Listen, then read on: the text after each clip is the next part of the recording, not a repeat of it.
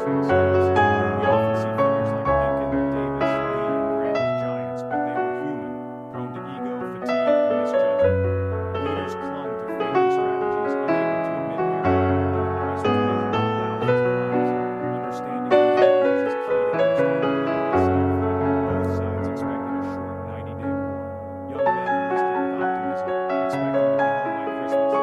This naive optimism was the first great blunder, a profound misunderstanding of the nation's deep divisions. The road from Bull Run to independence would be a long, bloody education in the true cost of war. The Civil War shaped us as much as war.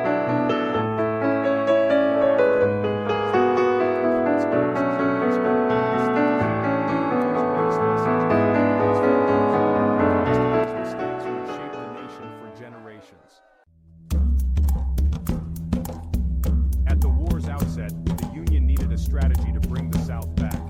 General Winfield Scott proposed the Anaconda Plan: blockade southern ports and seize the Mississippi River to split the Confederacy. It was a slow, methodical plan, ridiculed by politicians and the public who demanded quick action.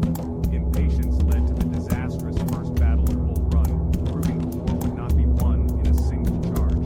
The Anaconda Plan, though mocked, recognized the Union's strength, its navy and industry. By blockading the coast and controlling the Mississippi, the Union could strangle the South's economy and movement. It was modern warfare, even if few understood it at first. Implementation took years, building the navy, fighting for the river, culminating in Vicksburg siege. But Scott was right. The blockade tightened, the Mississippi was captured, and the South was crippled. The slow plan everyone laughed at became the blueprint for victory. In war, patience can be as powerful as aggression. The Union's willingness to adapt proved decisive. Sometimes, the best strategy is the one that takes time to work.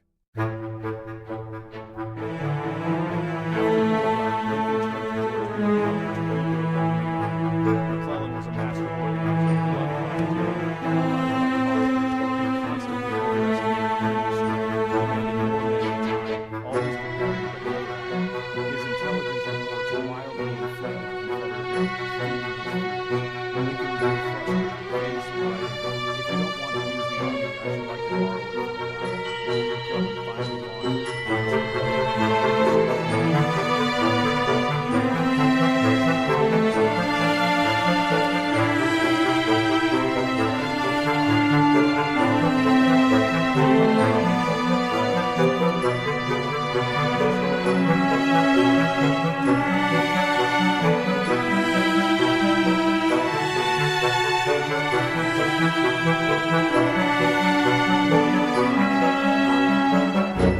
In war, hesitation can be fatal. In September 1862, Lee invaded the North, hoping for a decisive victory. By chance, the Union found Lee's secret battle plans, an intelligence windfall. McClellan now knew the enemy's exact positions, but instead of striking quickly, he hesitated for 18 hours. That delay led Lee to regroup at Antietam Creek. The Battle of Antietam became the bloodiest day in American history, 23,000 casualties. McClellan's attacks were uncoordinated. He kept a third of his army injured. Lee's battered army was trapped, but McClellan failed to deliver the final blow. Lee escaped back to Virginia, and the war dragged on. Antietam was a squandered opportunity, technically a Union victory, but a massive mischance to win. Lincoln was furious and soon fired McClellan. The cost of hesitation was measured in thousands of lives. Sometimes the right information is not good enough. War's outcome hung on moments like these. Blunders can be as deadly as bullets. The Civil War's most important weapon wasn't a gun. It was the railroad. The North's 22,000 miles of standardized track allowed rapid movement of troops and supplies. The South's fragmented rail system was a logistical nightmare. The Union could shift entire armies across states in days, a feat the Confederacy couldn't match. After Chickamauga, the Union used railroads to welcome reinforcements to Chattanooga, turning defeat into victory. The Confederacy's limited industry made broken tracks and slow supply lines.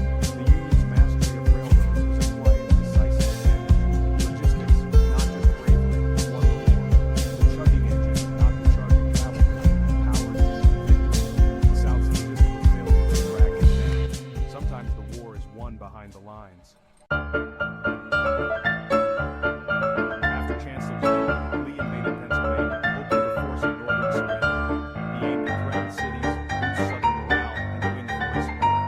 Lee's confidence, built on past victories, led him to gain the territory on his campaign. The Union, under George Lee, raced to intercept him again.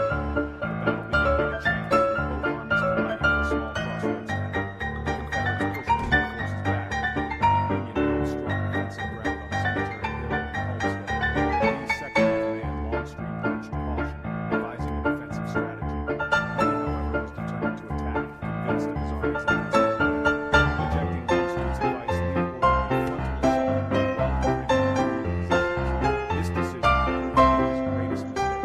Gettysburg became the turning point of the war. Overconfidence in his calculation cost the Confederacy dearly. Sometimes a single decision changes everything. On Gettysburg's third day, Lee ordered a massive assault on the Union center, Pickett's charge. Longstreet opposed it, calling it suicidal, but Lee insisted.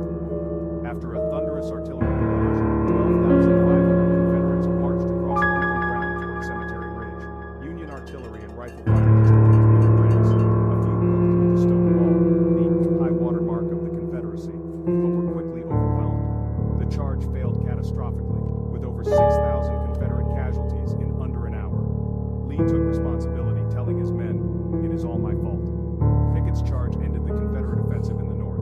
The South would never again threaten Union territory on this scale. Gettysburg marked the beginning of the end for the Confederacy. Courage alone could not overcome strategic folly. The war's outcome was sealed by this disastrous decision. Sometimes the bravest acts are also the most tragic. The cost of overconfidence was paid in blood. By 1864, the Union embraced a new strategy.